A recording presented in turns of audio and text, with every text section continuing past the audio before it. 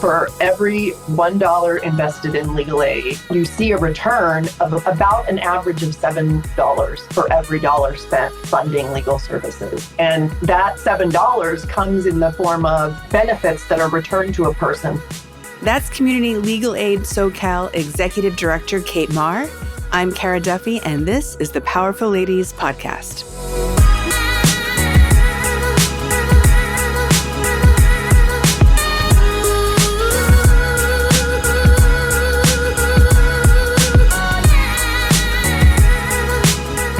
Success in life today is often correlated to access, privilege, and if you know your rights. Thankfully, there are organizations such as Community Legal Aid SoCal that are working to meet the legal needs of low-income people, covering everything from housing rights to immigration, domestic violence, health, consumer rights, and more. Kate Marr is the executive director, leading the charge with a full team of attorneys dedicated to supporting the local community and giving citizens their power back.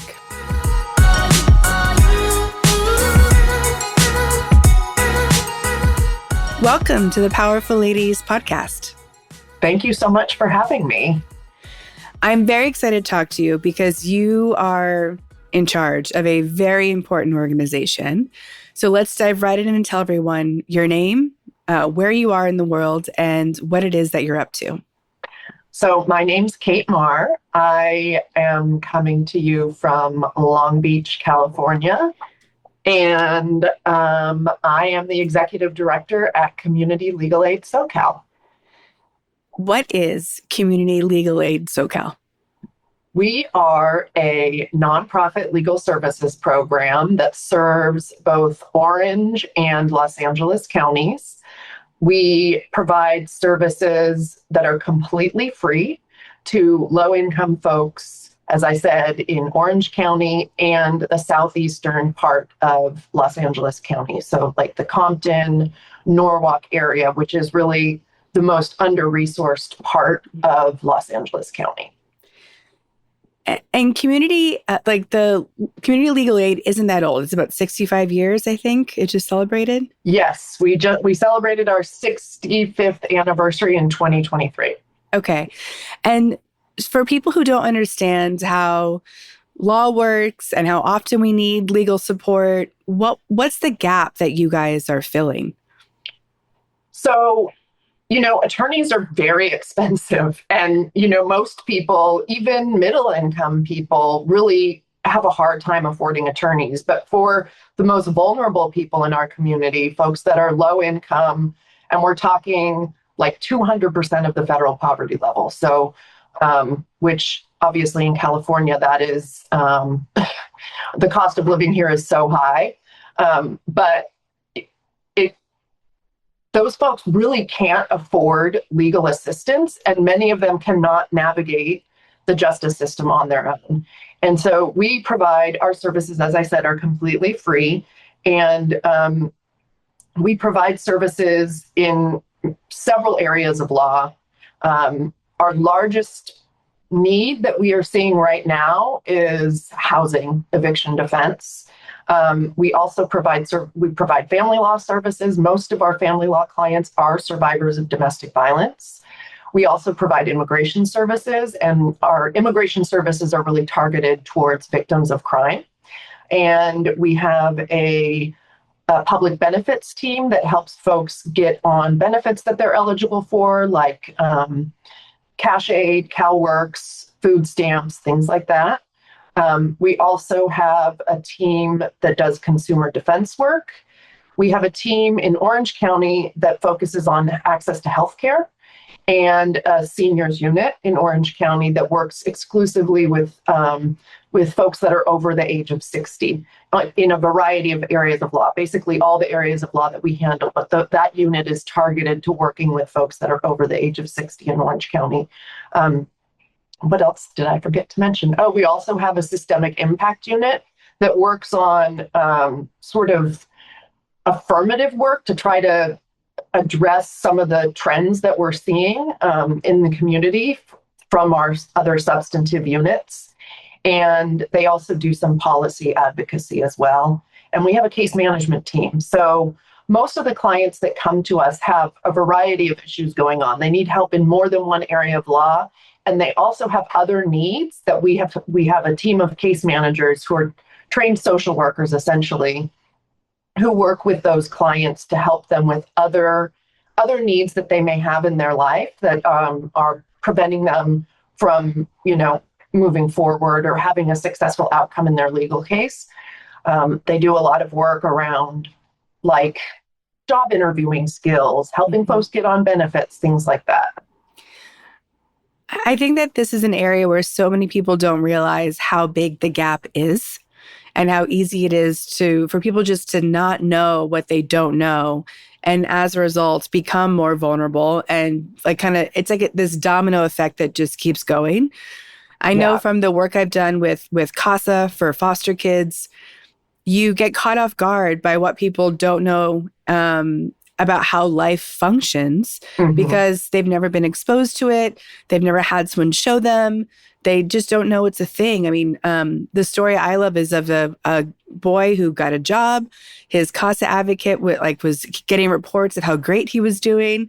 And months later, he goes, "Yeah, I love my job, but when are they going to pay me?" And he's like, "What do you mean?" And he's like, "Well, they give me these envelopes, but they don't give me any cash." He had a shoebox full of checks because he didn't know that you got paid by a paper check. He didn't know how to set up a bank account. He didn't know how to sign checks, any of those things. In his world, everything for work was cash-based. Right. And it's such a simple example of the gap of knowledge that doesn't mean it's just not knowing. He was clearly smart and capable. He was doing the work. Everyone at work loved him. He just didn't know this fundamental foundational item.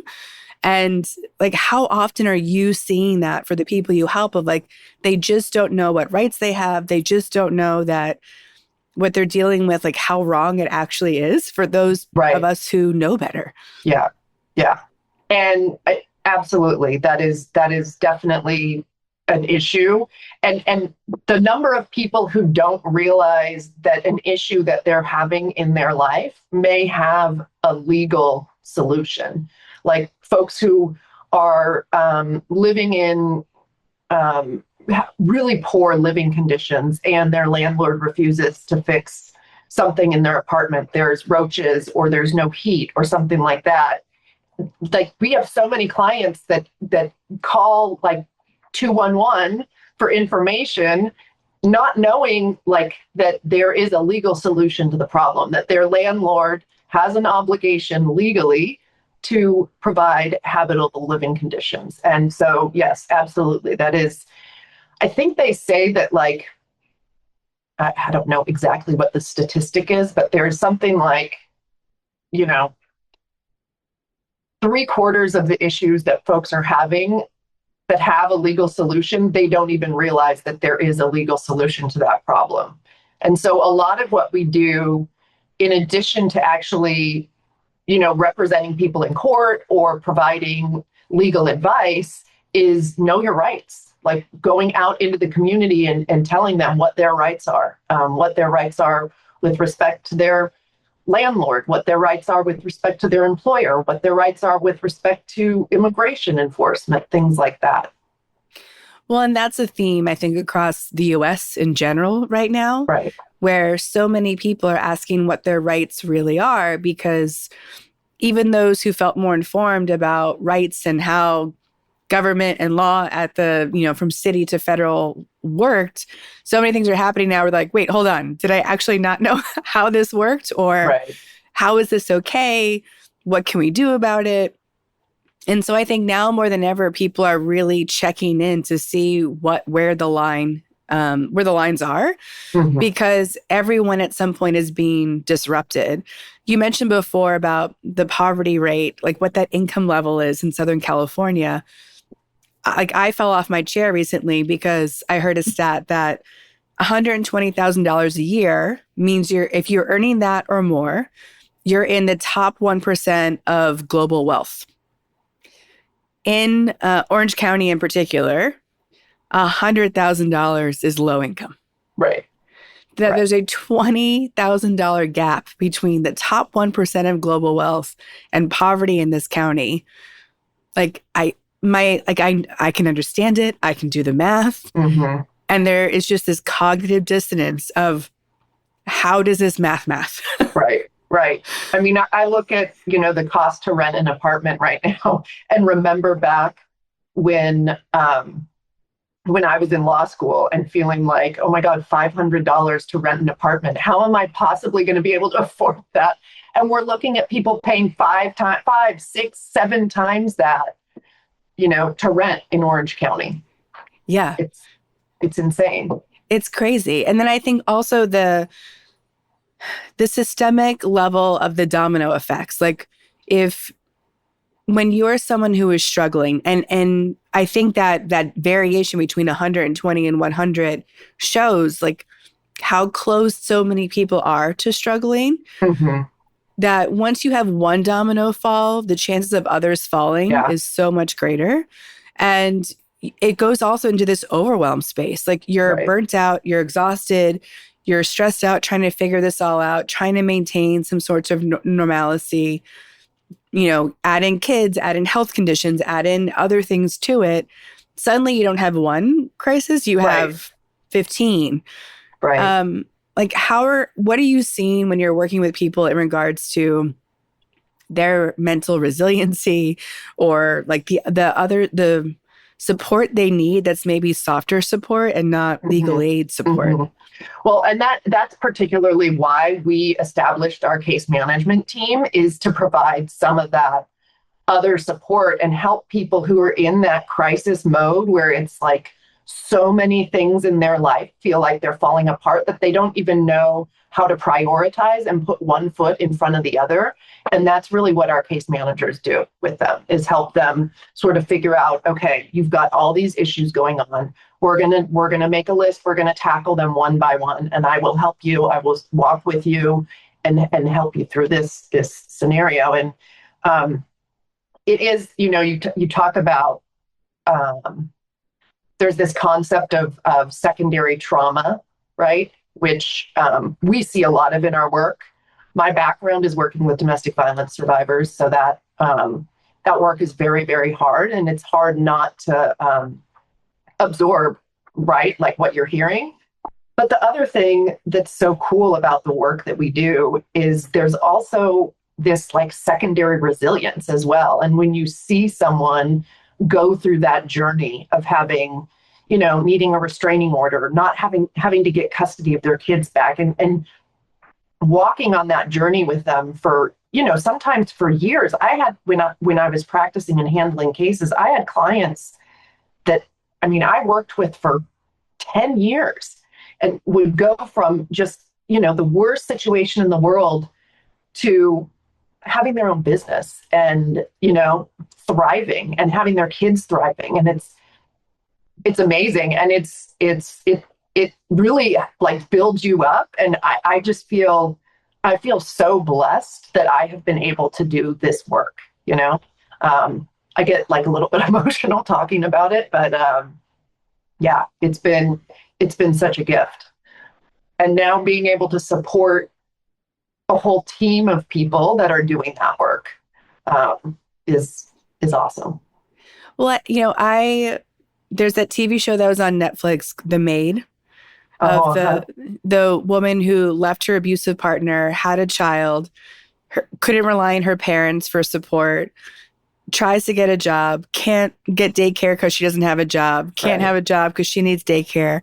And you're watching this show screaming at the TV where I'm like, just call me. The kid can stay at my house. Like so many people need one day, one night, 1 week. Like there's such little need. And the story that people don't work hard and the story that people want to just take makes me crazy, because I haven't met anyone who is positioning their life plan on taking advantage of systems. Right. There's too much pride. There's too much bigger dreams. There's too much wanting to be independent and figure it out and be responsible.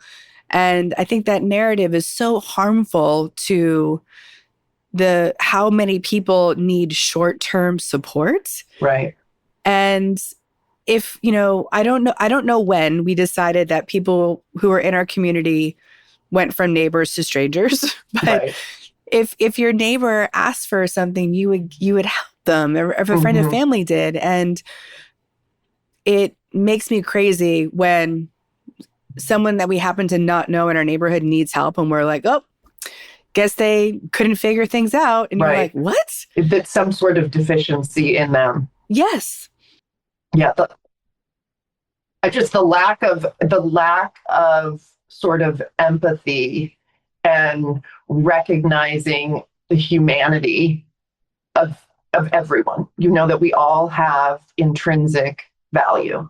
It and it's like a disease right now. Mm-hmm. And it comes from scarcity, right? Like Yeah. whatever the Yeah. resources are, too many people are hanging out in scarcity and having to protect and defend and mine. And the truth is we have more than enough of everything that Right. we could ever need.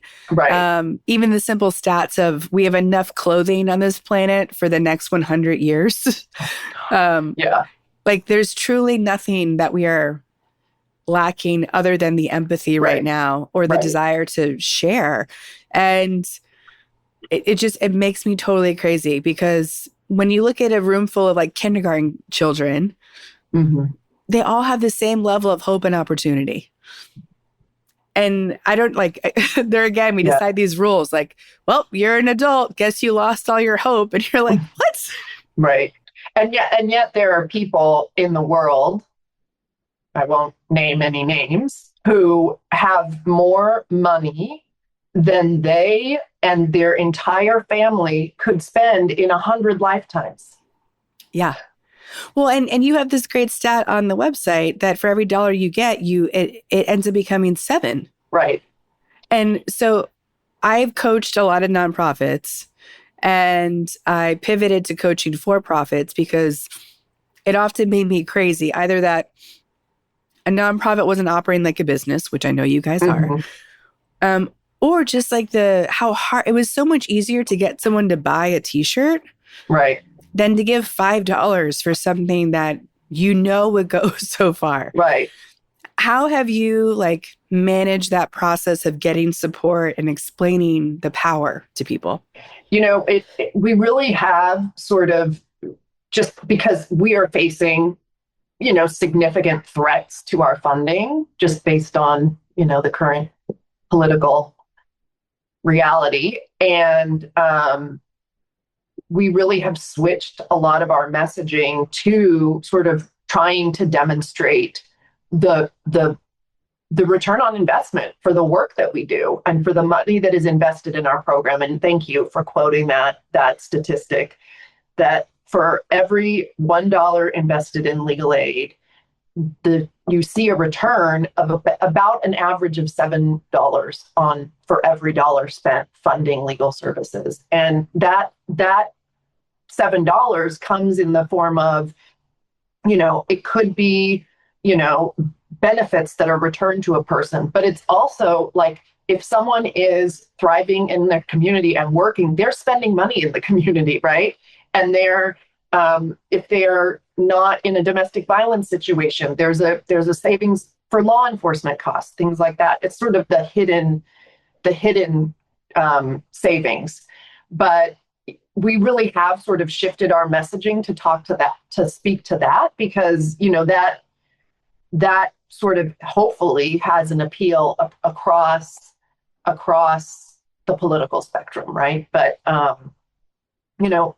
raising money is not easy. You were totally correct that people will go out and buy things that they don't need before they will donate to legal services. So it's been difficult. We have our fundraiser coming up that hopefully will be bringing in some significant contributions this year. But yeah, it's difficult. Most of our funding is government funding. So we get a lot of federal funding, a lot of state funding. Our federal funding is at risk. The current administration has proposed defunding the Legal Services Corporation, which is our largest funder. Um, but we're lucky in a state like California. I mean, that would be a huge hit for us, obviously, and I'm hopeful that that won't happen. But we're lucky in a state like California that California values the work that we do and has invested in it. But there are other states across the country where Legal Services Corporation funding is the only funding they get. And if it were to be defunded, there would be no legal aid. And that's in some of the poorest places in the country where we are helping people who are voting for, the Republicans. So it's it's terrifying to think of what could happen. Well, and it comes down to not knowing, right? Like Right. there's a battle right now about information and keeping people informed and having the transparency and people knowing their rights. And like I'm at a loss most days of like how have we made this transition into wanting to limit people's power in such a way. Mm-hmm. But for people who are hearing this and they want to donate, they want to support, can they go to your website and Absolutely. donate online? Okay. Yes. And that's just communitylegalsocal.org. .org. Okay. And make sure you check out, there's a page on there that has information about our event coming up on September 17th. I like to say that it is the best legal services fundraiser in California. It's a ton of fun. We do a theme every year. This year is 70s, so it's going to be groovy. We're honoring our Pro Bono Partner of the Year, which is really exciting. And we've got the Orange County School of the Arts. Their dance troupe comes and performs, and we do a little dance lesson. We're going to be learning the hustle this year. So you can purchase tickets there on our website or a sponsorship. So I hope people will check that out too. You mentioned briefly like the resiliency and the like how emotional it is to see people kind of taking their space back and transforming their lives. How has doing this work changed you? I mean, I so many ways. It's hard to say. I mean, like I said, I feel like the luckiest person in the world to have done this work for as long as I have. It'll be 25 years in December. Can't believe it. That makes me feel pretty old, but I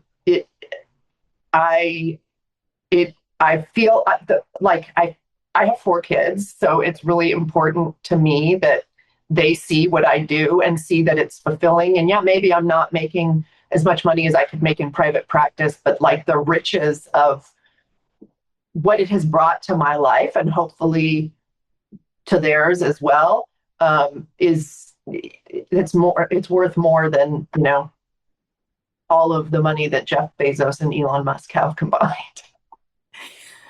How has your perception of the power of other people changed doing this work?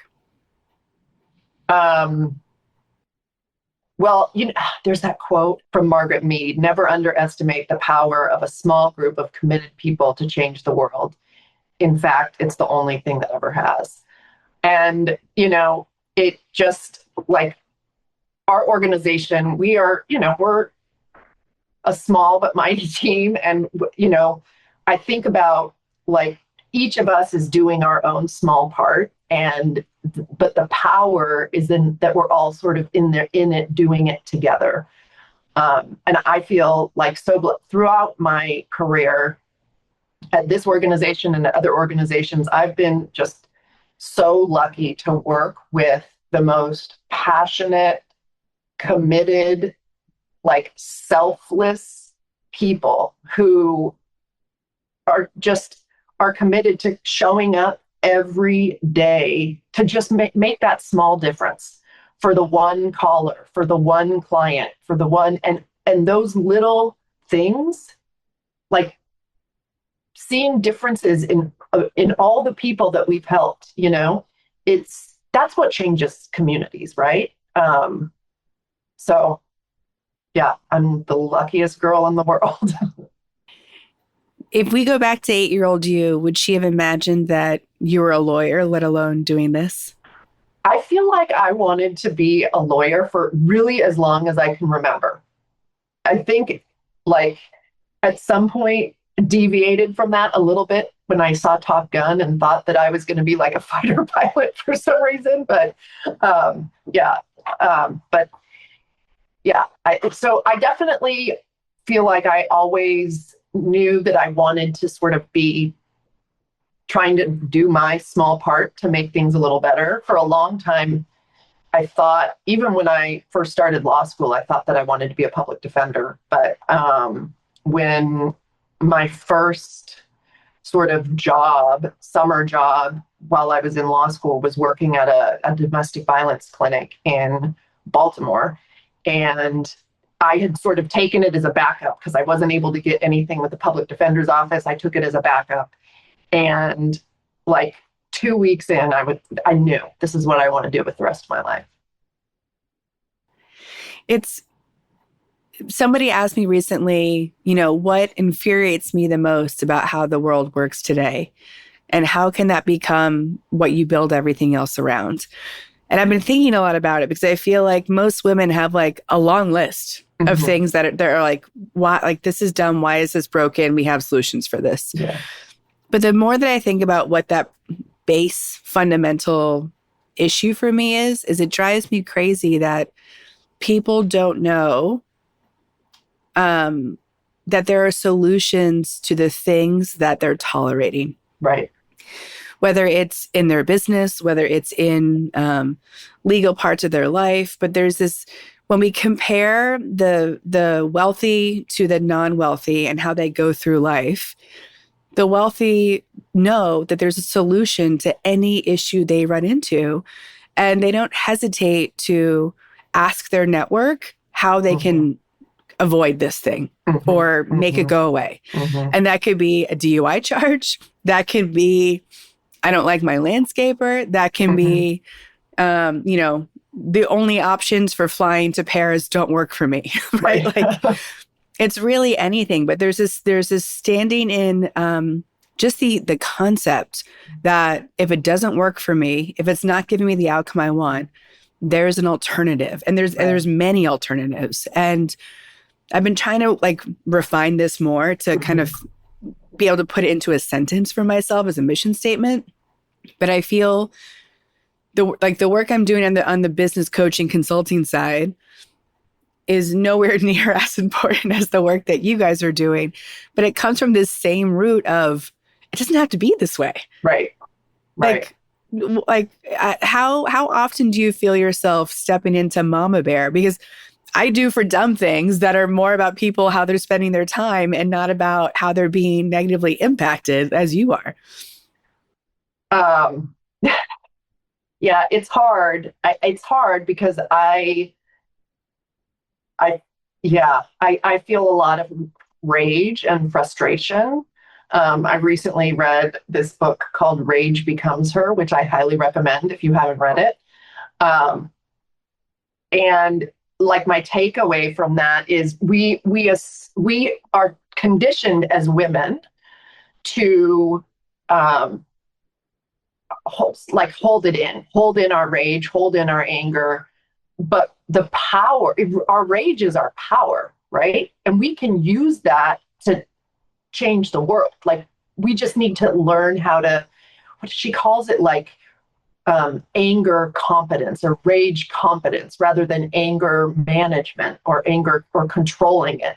It's having competency in knowing how to channel that into positive action. So I'm working on that a lot right now. Instead of just being angry, actually like taking that and standing in it and being like, I'm going to use this frustration that I feel like in a really positive, directed way. It converting it is all of it. I've once heard that women are like rivers. We're gonna flow fast, and we're gonna You can either, build up some supportive dams to channel our energy in a certain way, or we will flood entire areas Hmm. if you like that's the power we have. And some of that Right. channeling, like we have to do ourselves. Right. But there's also this, there's even like studies, this is going into a woo-woo space of like people who are not managing their stress and anxiety and other mental conditions, like they can be causing the exorcism. They're studying this in Switzerland. So it's like very interesting. It's like Hmm. we get all the rage builds up or their frustration and it almost like Yeah. leaves us because there's nowhere else for it to stay stored inside of us. Yeah. I can see that. I can see Yeah. that. That's not that woo woo. No, thank you. So I feel like it's the same way. And it's so inspiring to meet women like yourselves who are taking the power that you have and the abilities that you have and using it to like just open up space for all these other people who, other like would just be sitting in it otherwise and Right. suffering. And like that's the part that just like makes my brain start to melt of like, we don't need to be sitting and suffering. We Hmm. don't need to be Hmm. dealing with these things. Well, and I mean, there's this like this scarcity mindset that like if someone else gets something, it's somehow taking away from me. But like, what if we flipped that and thought instead, like a rising tide lifts all boats? And when my neighbor's doing better, that means I'm going to be doing better. And this community that I'm raising my kids in is going to be doing better. I don't get why people can't understand that. Well, and no, and like it's so interesting because they'll easily use the kind of biggest loser concept in other areas where Mm-hmm. like our success can only be measured by whoever's coming in last in the group. And like why wouldn't we want to give them resources Right. so that we can be balancing our averages? Like Right. somebody sent me a video about like why socialist concepts never work. And I was like, I've lived in Europe. Like, I Mm-hmm. can't accept this concept. And being someone who, is clearly has 2 feet in a capitalistic space of helping people run businesses, like, there's a place for loving your neighbor and like driving and carving your own path that can equally exist. Right. I Right. just don't know. I don't know why we want there to be extremes in like why there have to be such differences in what I can have and what you can't have. Like Yeah. there's a fundamental baseline of do we have shelter? Do we have food? Like, like the Maslow's hierarchy of needs Mm-hmm. isn't that complicated. And I just, in addition, the concept that people are self-made, complete nonsense, Right. and that no one's ever had help, complete nonsense. Mm-hmm. And just the not understanding what privilege Yeah. is like a whole other like layer of we just have a like people I used to think people needed more passports, but I'm curious if people just need to leave their zip code more at this point. Yeah. Yeah. I mean, as someone, obviously, I have a lot of privilege. I'm a white woman. I grew up in Orange County in a pretty well off family. I never really wanted for anything. And I wish that everyone who came from a background like I did could like walk a year in the work that I've done and see that, like, you know, we didn't get where we are just on our own. Like, there was generations of stuff that came before us that led us to where we are now. And not everyone in Orange County, in LA County, in the world had that privilege. And that's, I mean, that's another thing that I've learned in doing this work. Like, I didn't get that until I sat in it. I mean, I still cared about and wanted to help other people, but I didn't understand like that whole white privilege concept until I really did this work. And I'm so grateful to have learned that. Yeah. We recently had 4 women who are running NGOs around the world on for a powerful conversation episode.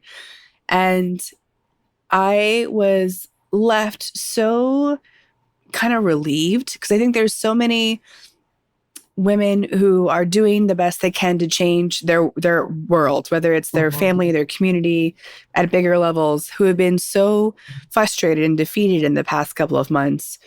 And it's the first time that many people in America have experienced the shock to the system that can happen with leadership change. And having these women from Burma and Kenya and Tanzania and Syria on, all of whom have had radical leadership changes.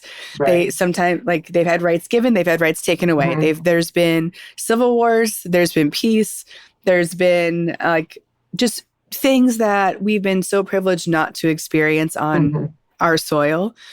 One woman even was said, like, oh, if we get bombed during the Zoom, I'll just jump back on once I can. I was like, or just don't. Like, go handle things. That sounds kind of serious. But I was talking to them about, like, how do they keep going forward when everything around them changes? And we're actually having a happy hour about this in a few weeks in Corona del Mar to discuss this. And they all just said, like, it doesn't matter who's in charge. Right.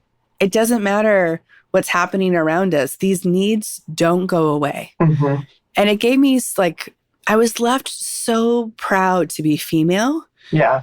Because you start looking at how for generations, women have done the work no matter what.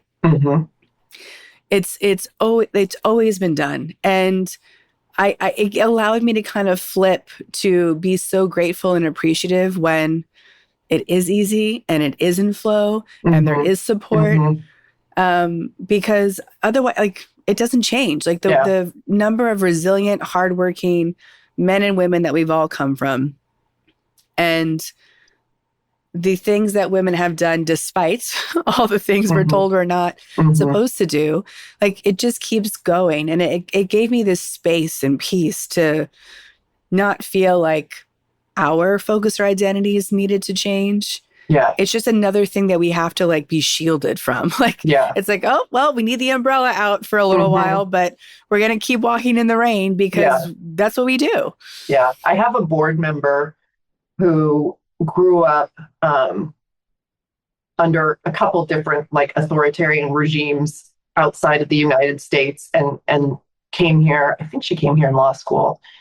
And I was having lunch with her, like, shortly after, like, in probably early February. And she was like, like, I've seen this before. Like, there is another side to, there is something on the other side of this, and we just keep doing the work, and we'll get to the other side of it.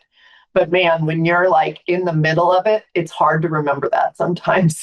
Yeah. And it's also why I love doing this podcast, because it gives me, I was serious before about, like, I probably have a scroll that could go out the door, down the street, of, like, things that I'm aware are broken or not optimized, and I think all of us women have these big lists. But when we're able to, like, hold hands and know people are in different corners, and, like, some of us should be the connectors and the runners and making sure other people have to stand in that one particular space and do that thing. And it gives me relief seeing how many women are doing incredible work every day that we're not talking about enough, that we're not celebrating. I love what Taylor Swift can do for our country and, like, change our mood. And, like, there's a million people who are doing things that change people's lives at such a tangible level every day. And you're one of those people. Like, it's knowing you're in my community made me go, oh, thank God. Okay, good. Like, Kate's here, legal aid's here. Okay, like, we're not going to fall apart. Things aren't as on fire. But it doesn't mean that we don't need to rally together at this time either. Right. What does powerful and ladies mean to you? And do their definitions change when they're next to each other? Well, I think their definitions do change when they're next to each other, because I think that it is the collective. We all have our own power to do small things, right? But we all have our power to do like small things in our own community. But it's that collective of all of us doing our part. And it's like everybody, like you said, everybody has a part. Taylor Swift has a part. She's keeping us going, right? The people in the street protesting are keeping us going. The legal aid attorneys, the people that are sharing posts on social media, we all are doing our little part. And so, yeah, I think when you put the two together, it's that collective that makes it. The sum is no the sum is greater than the parts. Yeah, you know what I'm saying. Well, I've also been really inspired by a lot of businesses who are switching into having charitable expectations. It's something that I've been considering for my clients. Like, I won't take you on as a client if you don't have a charity partner that you're contributing to every year. We've always had our charity partners that we're committed to a minimum amount every year, because there's just like, to me, it's part of why we're doing this. It's when I think about, often people use the tithing component, like sharing 10% is really no big deal. Like, it would be weird if we ate the whole pizza by ourselves. Right. So finding people who are dedicated that way, like how many partners do you guys have? Do you have, what does it look like for people who want to support you in an ongoing, consistent way? How can they get involved at that level? So, there's a lot of ways to support our org and our work, and it's not always just financial, right? Like, so we have pro bono partners that, will help take cases and do things like that. But we also have, we have board members who have expertise in certain areas, and they help us out that way. So, obviously we love financial contributions, but there are other ways to support. And if folks feel like, I would love to support this org, but I maybe don't have the financial resources to do so, I just reach out. We can find a way. Everybody has a skill, and everybody has sort of a role in this struggle. We ask everybody, like, how we can support you. Like, what is on your to-do list, to manifest list? What is something you'd like to put out to this community to help you make happen? So I'm really excited about this project that we're working on in Orange County. It is a partnership between the five sort of really the five big legal services providers in Orange County, and we're all different sizes. And so it's Community Legal Aid SoCal, it's the Public Law Center, it's Elder Center, Elder Law and Disability Rights Center, Veterans Legal Institute, and Asian Americans Advancing Justice SoCal. And we are trying to create a one-stop shop point of entry for all residents of Orange County that need legal services. And so we're calling it Just OC. We have been fundraising for it, and we're trying to get it off the ground. We just hired a consultant to start on phase one, our planning phase. So if you all can think good thoughts about that, if you want to contribute to that, our goal really is to create a legal safety net in Orange County for the most vulnerable residents of Orange County. But we also see opportunity there with all the data that we'll be able to collect to spot trends and really just improve access to justice for the folks that need it most. I think it's so interesting that you talked about the data side, because my head immediately jumped to, oh my gosh, who's designing this interface? Because there's so much automation that could be happening that will cost you nothing once it's built. Right. To collect inquiries, to process them, to sort I think I'm also in that brain space because we're changing some of our tech platforms right now. And no, there's also, when you think about legal aid, I think there are people who probably need it that think, oh, I don't know if I qualify. Right. Especially around here. And I mean, I would argue to people if they have a legal question, they should probably start with you, right, and see where they belong. right. But I think streamlining resources is always a good idea. I think people who have the same mission combining forces is always, it's like creating your own superhero group. Well, and we're also really hopeful that historically in the legal services community, there has been a lot of that like scarcity mindset, even and competition amongst programs. And we're really hoping to model a way of collaborating in a meaningful way that sort of puts aside what the best interest of our organization may be for what's actually in the best interest of the people that we serve. Because that's really why we're here. Yeah. And I think it's interesting too, because, often when social type services are being consolidated, you worry about the jobs that might get deleted or eliminated because we don't need the overlap. But when you're talking about lawyers, you're like, well, now you can just go get paid more money. Right. Like there's room to go into or we'll realize that maybe this need is fully covered by this one agency, but there's this other need that nobody's handling, so we can pick that up. Yeah. And I don't think we're, when we look at how the recent economy has impacted different industry types and clients, none of my lawyers have been impacted. Right. That's not going away. Right. Like you can't replace a lawyer with AI. I mean, you could replace part of what we do with AI, but like not all of it.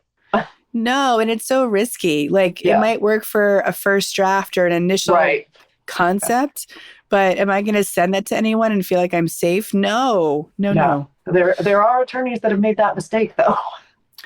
Oh, I believe it. I mean, people have been asking me a lot lately about how I think AI is impacting all different types of industries and business.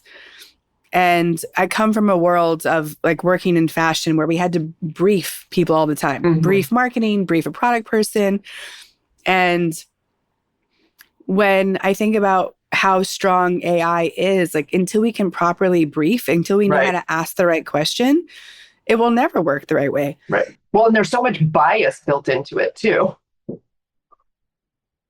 So much bias, and we don't know what we don't know, so we can't ask the right question, which is why we need a lawyer. Yeah.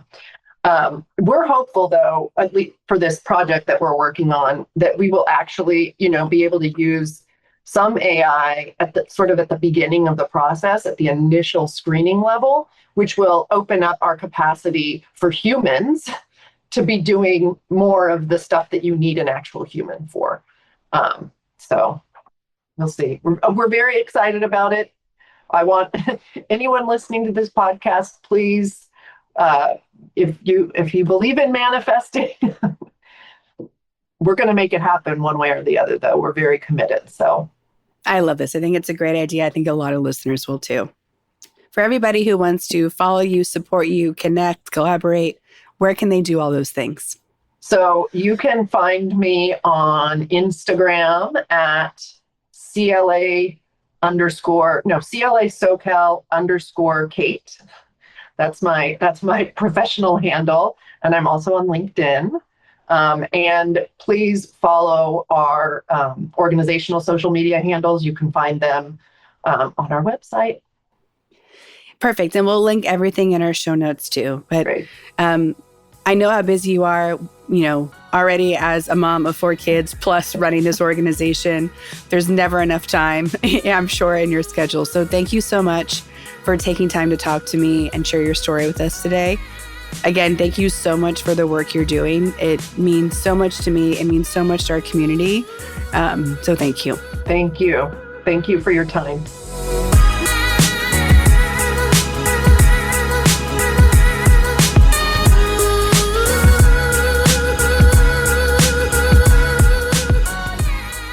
Thanks for listening. If you enjoyed this episode, please subscribe and share it with a friend. Head to thepowerfulladies.com where you can find all the links to connect with Kate, Community Legal Aid SoCal, and learn how to donate. Come hang out with Powerful Ladies on Instagram at Powerful Ladies, and you can find me and all of my socials at karaduffy.com. This episode was produced by Amanda Cass, and our audio engineer is Jordan Duffy. I'll be back next week with a brand new episode. Until then, I hope you're taking up being powerful in your life. Go be awesome and up to something you love.